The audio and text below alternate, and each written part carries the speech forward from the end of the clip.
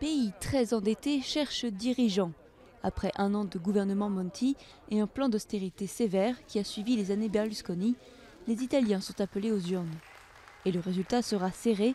Selon les sondages, le centre-gauche de Pierluigi Bersani mène la course avec 33% des intentions de vote, mais seulement 3 points d'avance en moyenne sur la droite de Berlusconi.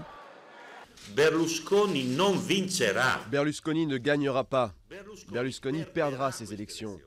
Il essaie juste de sauver ce qui est sauvable et se mettre sur le devant de la scène. C'est tout.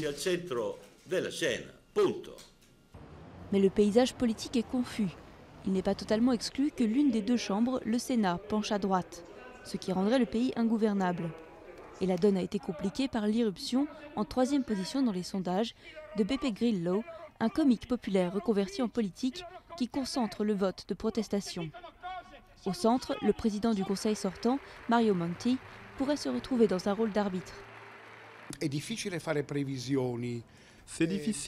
faire des prévisions, mais je pense que le centre-gauche devrait l'emporter.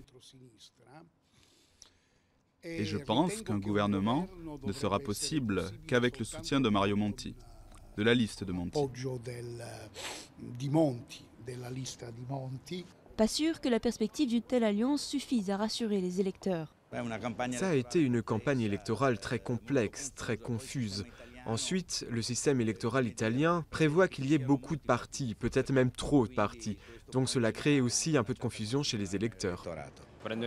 Il faudrait prendre une direction qui soit stable, au moins pendant les 5 années de gouvernement, afin de ne pas se retrouver dans les conditions de ces dernières années, avec des changements très fréquents de gouvernement et d'incertitudes surtout.